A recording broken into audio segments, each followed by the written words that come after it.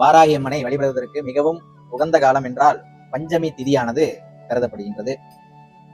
பஞ்சமம் காரிய சித்தி என்று ஒரு வாக்கும் உள்ளது. அதாவது பஞ்சபூதங்களில் அடக்கமாக இந்த பஞ்சமி திதியானது கருதப்படுகின்றது. இந்த பஞ்சமி திதியில பார்த்தோம் அப்படின்னா வரக்கூடிய 29ஆம் தேதி ஜூன் மாதம் ஞாயிற்றுக்கிழமை ஆசார நவராத்திரி பஞ்சமி திதியானது வருகின்றது.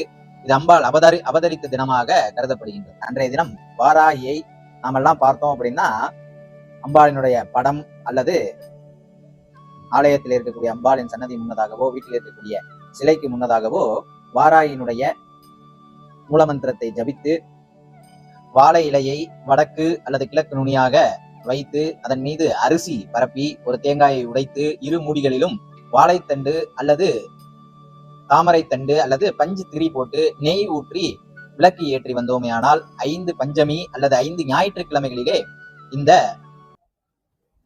தேங்காய் விளக்கை ஏற்றி வந்தோமேயானால் நமக்கு அந்த நெய் எப்படி உருகுகிறதோ அதே போல நம்மளுடைய வாழ்க்கையில இருக்கக்கூடிய கஷ்டங்களும் சங்கடங்களும் பிரச்சனைகளும் உருகி அம்பாளாகப்பட்டவள் நம்மளுக்கு அனைத்து விஷயங்களையும் சித்தி என்று சொல்லக்கூடிய இன்பமயமாக்குதலாக அம்பாள் மாற்றி தருவாள் என்பது ஐதீகம்.